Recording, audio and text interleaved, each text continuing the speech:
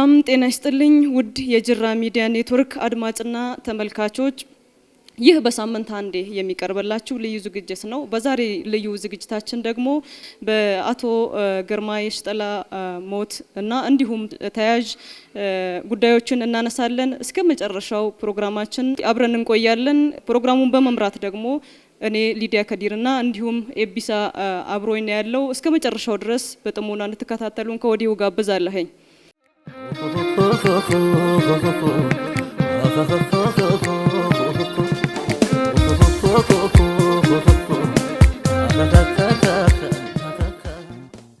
እሺ እንደሚታወቀው አቶ ግርማ የሽጠላ ተሰውቷል።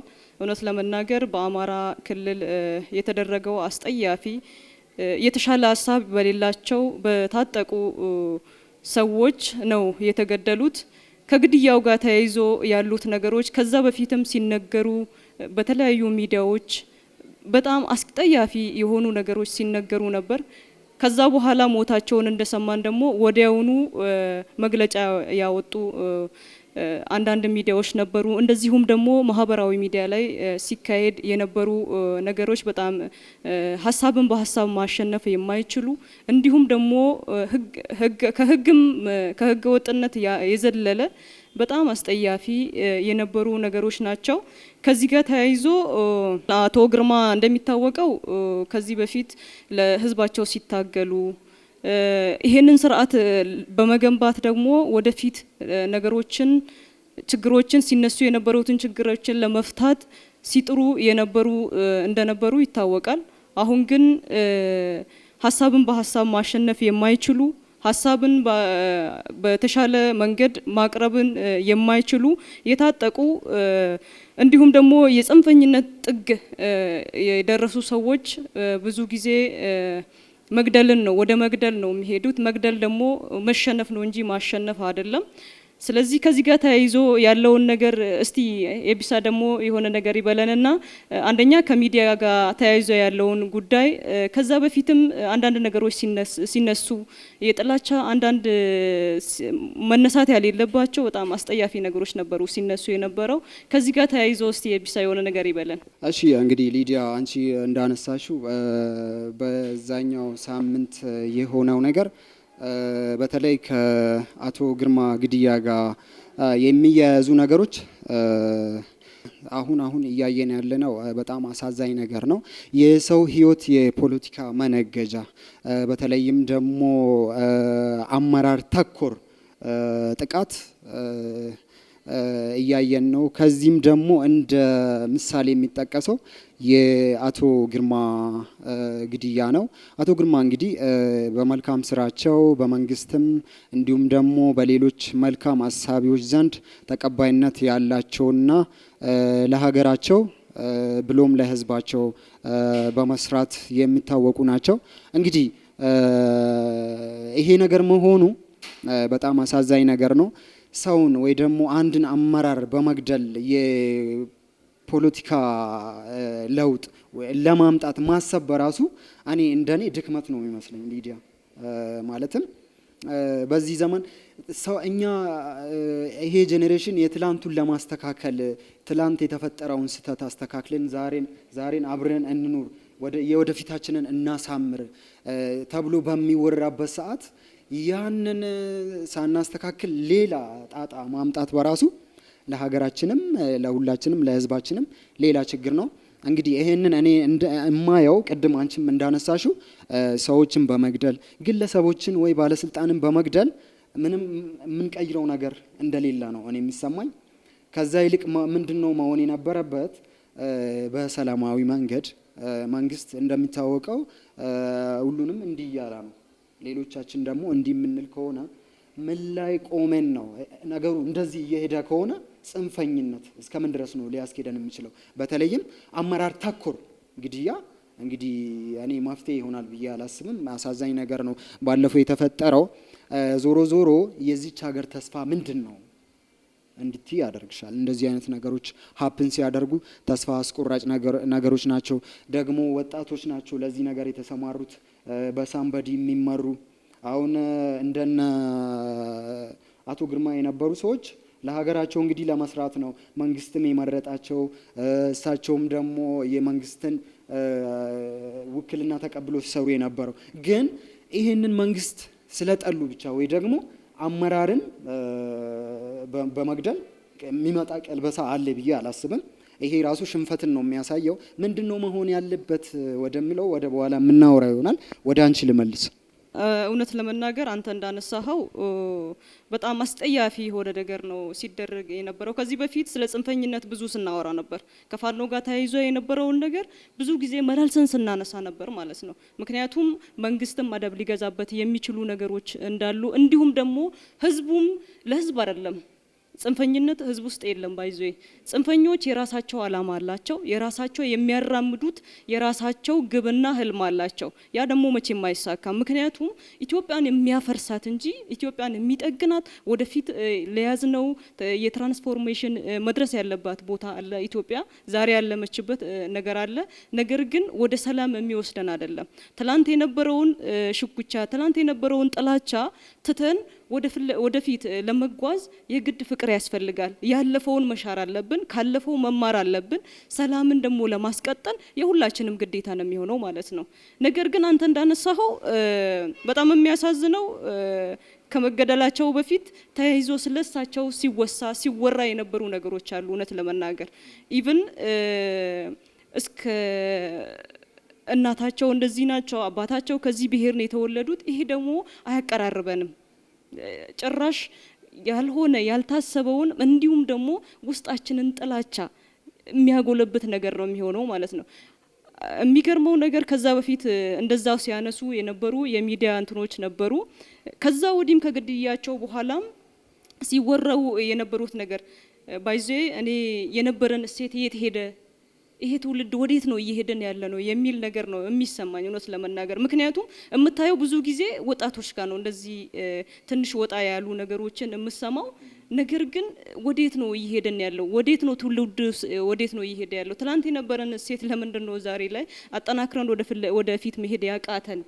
ይሄንን ደግሞ እንዴት ነው ማስተካከል? መማራችንስ ለምንድን ነው እስኪ ያስብለ ድረስ ማለት ነው። ሌላው እቺ ነገር ጠፍጥፎ የሰራት ይመስል አንደኛው የኔ ሀሳብ ብቻ ካልሆነ የኔ ያልሆኑ ነገሮች ይጥፉ የሚል ሀሳብን ይዘን አገርን መገንባት አይቻልም። እንኳን አገርን አይደለም አንድ ብሔርን እንኳን መገንባት አይቻልም። ምክንያቱም የተለያየ ቋንቋ አለው የሰው ልጅ፣ የተለያዩ እሴቶች አሉት፣ የተለያዩ ባህል ነገሮች አሉት። ሶ ይሄንን ይዞ ወደ ኋላ የሚጎትተን እንጂ ወደፊት የሚያራምደን ነገር የለም ማለት ነው። ስለዚህ አሁንም አንደኛ ህዝቡ ምንድነው ማድረግ ያለበት? በተለይ ወጣቱ ማለት ነው ሀሳብን በሀሳብ ማሸነፍ ወደፊት የሚያስኬደን ፍቅር ነው። ጥላቻን ማስወገድ አለብን ማለት ነው። ስለዚህ ወደፊት እቺ ነገር ሀገር አድርገን ለመገንባት ሰላሙን የማስፈን ስራ አሁን በመንግስት በኩል እየተሰሩ ያሉ በጣም ጥሩ እንትኖች አሉ። እንደሚታወቀው ከዚህ በፊት ከትግራይ የነበረው ነገር አለ። እንዲሁም ከኦኤልኤፍ ጋር የነበሩ ግጭቶች ነበሩ። አንዳንድ ትንኮሳዎች ነበሩ። ይሄንን ለመፍታት መንግስት ሆደ ሰፊ ሆኖ እየሄደበት ያለ ወደ እርቅ ቢያንስ ኢቭን የትግራዩ ኦልሞስት አልቋል። አሁን አልቆ ህዝቡ እርስ በራስ እንዲገናኝ ባለፈው እንዳየው አባገዳ ሀደ ሲንቄዎች እንዲሁም ደግሞ የእምነት አባቶች እዛ መቀሌ ድረስ ሄደው ያንን ነገር ሰለብሬት ሲያደርጉ ነበር። ተጠናክሮ ሁለተኛ ዙር ላይ ደግሞ የተለያዩ የክልሎች መስተዳድሮች እንዲሁም ደግሞ የተለያዩ ባለስልጣኖች እዛ ድረስ ሄደው አንድ ላይ ፍቅርን ያንን የወደመውን ነገር በማየት የቆሰለውን ኦሬዲ ተሰውተዋል። ብዙ ንብረቶች ወድመዋል። የሰው ህይወት አልፏል። ብዙ ቁስለቶች ተገኝተዋል። ብዙ ሰው ቆስሏል ባይዘው።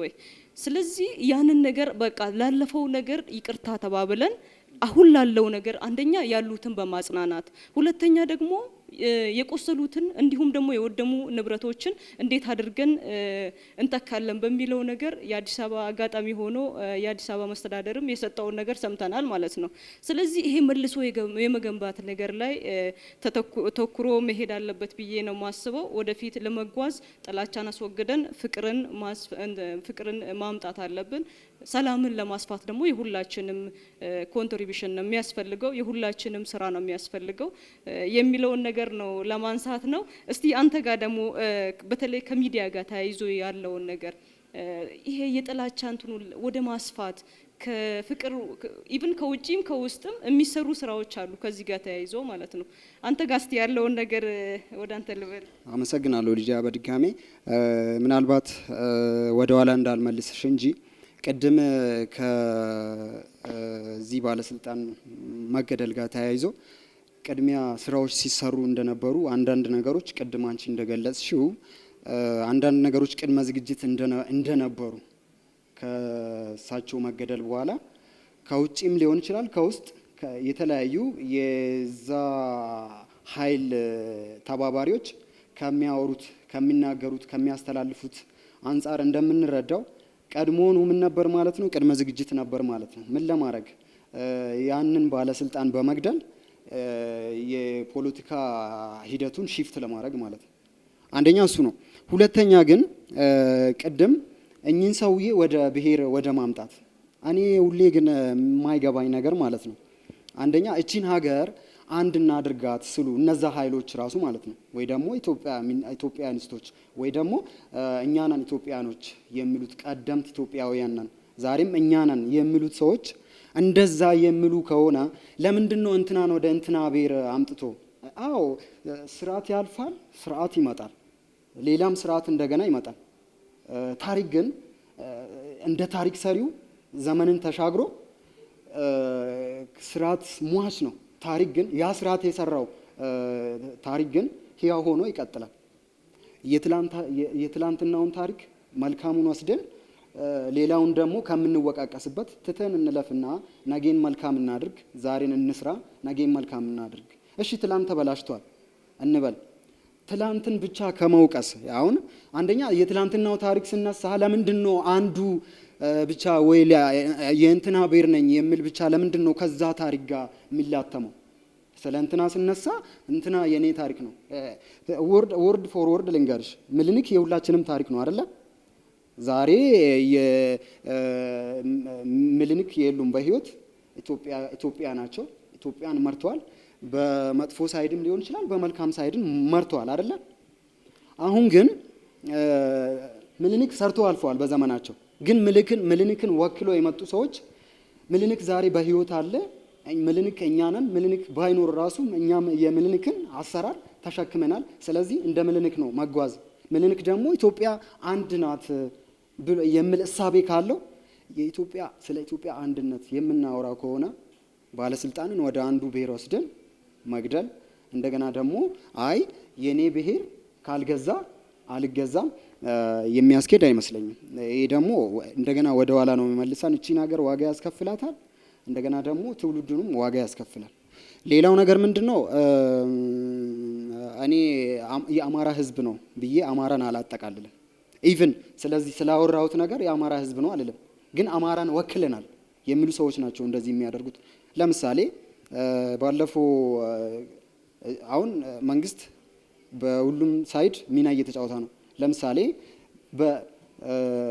ስለ እርቅ አይ ሰው ደም መፍሰስ የለበትም ማድረግ ያለብን መወያየት ነው እነዛ ኃይሎች የሚጠይቁትን ጥያቄዎች ሰምተን ምላሽ እንስጥ አብረን እንስራ እያለ ነው ግን ደግሞ ሌላኛው ኃይል ይሄን ነገር አይቀበልም ለምንድን ነው መንግስት እንደዛ እያለ ከሆነ እነዚህ ኃይሎች አይ እንደውም ወላ ሁላ በትግራይ በነበረው አባገዳዎች በሄዱበት በዛኛው ሳምንት ማለት ነው ለምንድን ነው አማርኛን ሁላ የተጠቀማችሁት የሚል ሚዲያ ላይ አማርኛ ለምን ተጠቀማችሁ እስኪ አሁን የኦሮሞ ህዝብ አማርኛን ተጠቀማ አልተጠቀማ ምንድነው የሚጎዳው ሶሪ ቱ ሴ ይሄን በማለቴ ይቅርታ ግን የኦሮሞ ህዝብ አማርኛን ማውራቱ ማንን ነው የሚጠቅመው ሞሮፍ ማንን ነው የሚጠቅመው አማራን ይጠቅማል ለምን መሰለሽ የትኛው የኦሮሞ ብሔር ነው ባህር ዳር ላይ ወይ ደግሞ ጎንደር ላይ የትኛው የኦሮሞ ተወላጅ ነው አማራ ላይ ወይ ደግሞ የሆነ የአማራ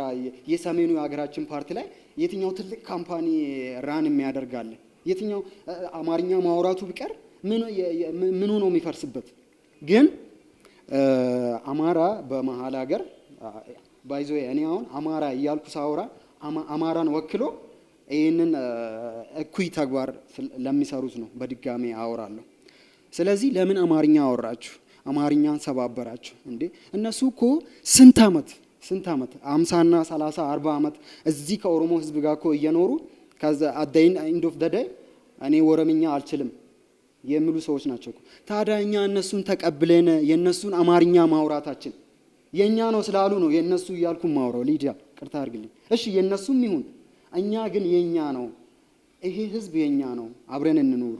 እኛም ወደ እነሱ እንሂድ፣ እነሱም ወደኛ ይምጡ። እንግዲህ ስለ አንድ ሀገር የምናወራ ከሆነ ማለት ነው። እኛ ግን የኛ ነው ብለን በትምህርት ቤትም ይሁን በሰፈር አማርኛ ለማውራት ጓግተን ተምረን እናወራዋለን። እኔ አሁን የኔ አማርኛ እንደነሱ ቅኔ ባልዘርፍም ልሳደብ ካልኩኝ ምርጥ አማርኛ መሳደብ እችላለሁ። ግን እሱ አይደለም ዋናው ነገር። እኛ አማርኛ እናወራለን። ትላንትም ስናወራ ነበር፣ ዛሬም እናወራለን። የምናወራው ደግሞ መልካም ነገርን እናወራበታለን፣ መልካም ነገርን እንሰብክበታለን። አማራንም ኦሮሞንም ሌላውንም የሚጠቅመውን እናደርግበታለን።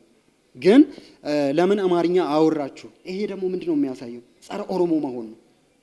ጸረ ኦሮሞ መሆኑ። የአማራ ህዝብ ጸረ ኦሮሞ አይደለም። አማራን ወክያለሁ ያለው አካል ግን አሁንም በውጭም በውስጥም ያለው ጸረ ኦሮሞ ነው። እኔ ይሄን መንግስት እየደገፍኩ አይደለም። ግን ይሄ መንግስት እነሱ በኦሮሞማ ነው አይደለም የሚጠሩት? አዎ ኦሮሞማን ወክሎ ለኦሮሞ ሰራ አልሰራ ሌላ ጉዳይ ነው። ግን እኔም ይሄ መንግስት ላይ ጥያቄ አለኝ። ይሄን ጥያቄ አሁን አይደለም ማንሳት የሚፈልገው፣ ልክ እንደነሱ እኔም ጥያቄ አለኝ። ሀገራችን ምን ላይ ነው ያለችው? በምን መልኩ ነው መፈታት ያለበት ብለን ነው እኛ እንጂ ኩል የሆነ እኛም እንደነሱ ምንም ማድረግ እንችላለን። ዋናው ነገር ማድረግ እንችላለን ሳይሆን የሆነብንን ነገር እንዴት እናስተካክል ነው ዋናው ነገር። የዚህ ሰውዬ መገደል እነሱ የሚፈልጉትን ነገር ያስገኛል ወይ ነው ወይስ ሌላ ነገር ያጭራል? ለምንድን ነው ሌላ መንገድ የማይሞከረው እንዴ? ትላንት አማራ ኦሮ አማራ ተብሎ ዛሬ ለምንድን ነው ከትግሬ ጋር ስለታረቁ ከትግራይ ወንድሞቻችን ጋር ስለታረቁ ወይ ደግሞ ከሌሎች ጋር እርቅ ፈጠር ስለተባለ ለምንድን ነው የሚቆጫቸው? ለምንድን ነው የሚከነክናቸው? ለምን ሰላም ማንን ቁማር በለው? ሰላም የማንንም ቤት አፈረሰ? ሰላምን ለምን እንጠላለን? ሰላም ማግኘት ሌላውን እስካልጎዳ ድረስ አንዱን ከጠቀማ ምን ችግር አለው? ለምሳሌ የኦሮሞ ላይብሬሽን ፍሮንት ወይ ኦላና የፌደራል መንግስት መነጋገራቸው የወለጋን ህዝብ ብቻ ነው እንደሚጠቅመው? ወይ ደግሞ የኦሮሞ አንዱን ምስራቅ ወይ ደግሞ መሃሉ የኦሮሞን ብቻ ነው እንደሚጠቅመው? የኦሮሞ ልጅ ባለመሞት አማራ አይጠቀምም እንዴ? አይደል እንዴ? ስለ ሀገር ጄነራል ኮንሰፕት ካለን ማለት ነው። ለምንድን ነው ይሄ የሚቆጫቸው? እንትና ከእንትና ጋር ታረቀ፣ ይሄ መንግስት እንትና ነው፣ ይሄ መንግስት እንትና ነው። እኔ መንግስት መተቸቱ አይደለም። መንግስት ስራው ነው ይተች፣ ካጠፋ ይተች። እኔም እተቸዋለሁ፣ ነገም እተቸዋለሁ። ምክንያቱም የኦሮሞ ህዝብ የታገለለትን አሁንም አላገኘም።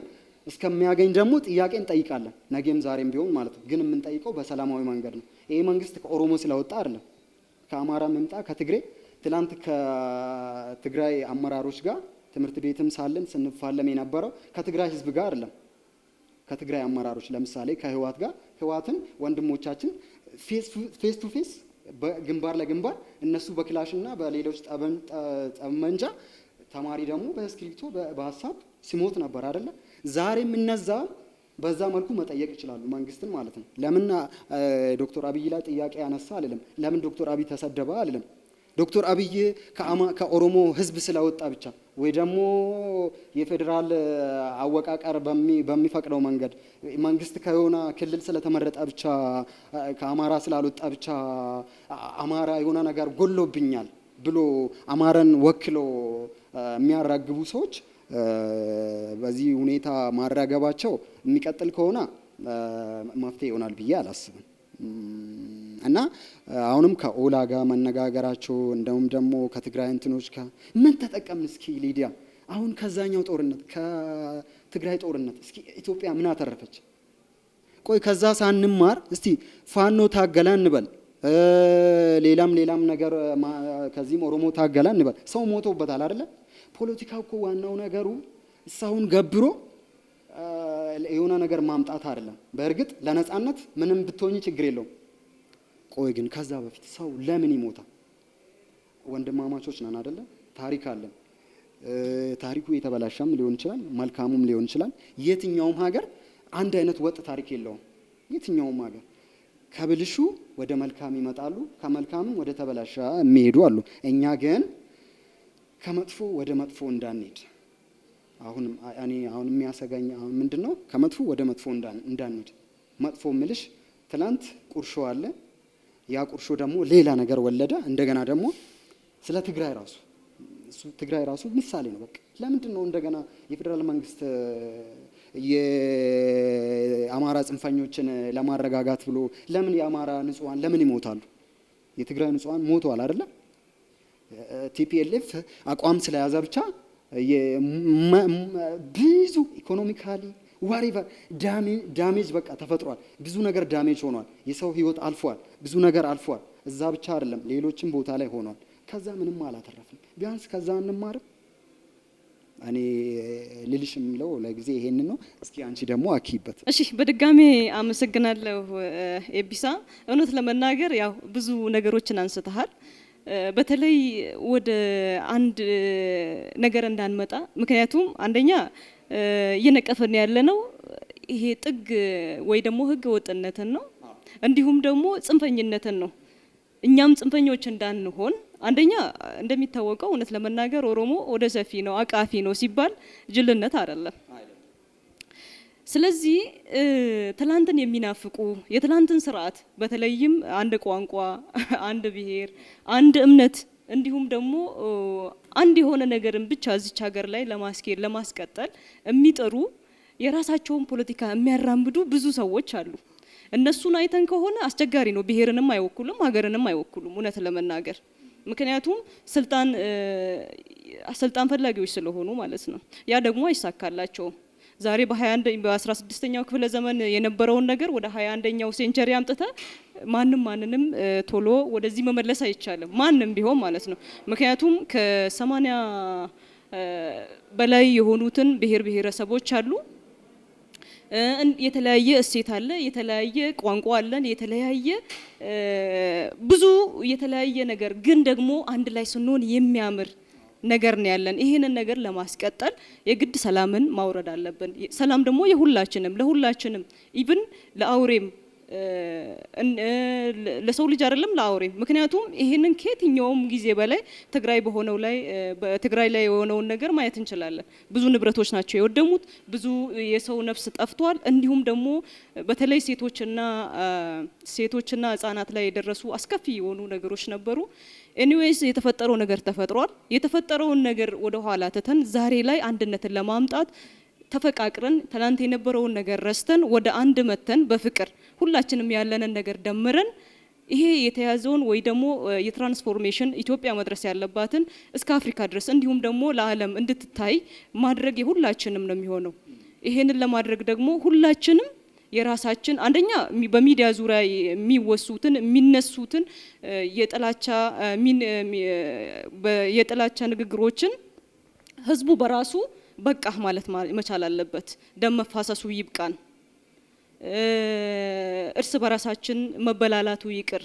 ምክንያቱም ወንድማማቾች ነን። እውነት እንደዛ ኢትዮጵያን ለመስራት ኢትዮጵያን ለመገንባት የምንጥር ሰዎች ስለሆንን በተለይ አሁኑ ትውልድ ሚዲያውንም በቃ ማለት መቻል አለበት። በሶሻል ሚዲያ በዩቲዩብ ይሁን በቲክቶክ በአንዳንድ ነገሮች የሚነሱትን የሚወሩትን እንዲሁም ደግሞ የጥላቻ ንግግርን የሚነገረውን ነገር ሁላችንም ወደ ጎን ትተን ይሄንን ሀሳብ አስተካክለን ትክክለኛ ኢትዮጵያ ለሁላችንም ለብሔር ብሔረሰቦች ለሁሉም ሰው የምትሆን ኢትዮጵያ መገንባት አለብን የሚል ሀሳብ ነው ያለን።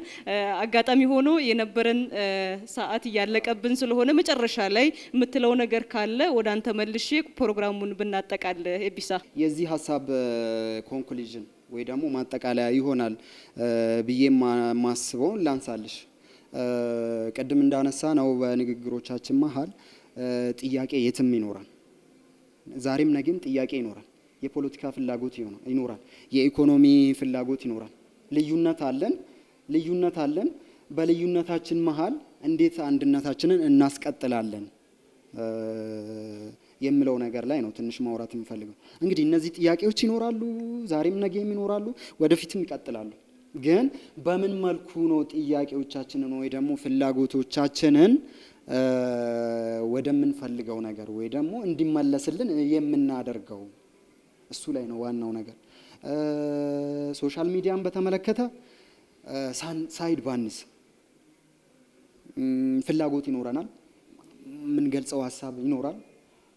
ጊዜው አመቺ ነው። ሚዲያዎች እንደፈለጉ ተስፋፍተዋል፣ ለመሳደብም መልካምም ነገር ለመስራት። ግን ሚዲያ ስለተመቻቻ ብቻ እኔ የሚቀደደው ነገር ብዙ ይኖረኛል። ግን እኔ መቀደድ ሌላውን ካልጠገነ፣ የኔ መቀደድ ሌላውን የሚቀደው ከሆነ፣ ሌላውን የሚያፈርሰው ከሆነ እኔ ሶሻል ሚዲያን አልተጠቀምኩም፣ አበላሸው ማለት ነው። ሶሻል ሚዲያን ወይ ደግሞ ሚዲያዎችን ተጠቀምን ማለት የምንችለው መልካም ነገሮችን ስንሰራበት ነው። በእሴቶቻችን የተቀባበልናቸው የተማርናቸው ብዙ ነገሮች አሉ አይደለ? እነዛን እሴቶቻችንን መልካም ነገሮቻችንን ወደ ሚዲያ አምጥተን አውቃለሁ ብዙ ነገሮች ተቆሳስልናል። ብዙ ነገሮችም ከቁስላችን በላይ ደግሞ እርስ በርስ የተጠጋገንበት እርስ በርስ የተደጋገፍንበት ጊዜያት ይበልጣሉ። እነሱን ታሳቢ ማድረግ ነው። እነሱን ታሳቢ አድርገን ነጌያችንን መልካም እናድርግ፣ መልካም እናስብ፣ መልካም እንስራ። ከመገዳደል መሰንበት ይበጀናል እንጂ ዛሬ ዋናው የዚች ዓለም ዋናው ዊፐን ዋናው መሳሪያ ሊዲያ እንደምታውቁ ሚዲያ ነው። ወጣቶቻችን ፕሊዝ ሚዲያዎቻችንን ሀሳቦቻችንን እንምረጥ፣ የሚጠቅመውን እንምዘዝ። ነገ ኃላፊ ነን አይደለ?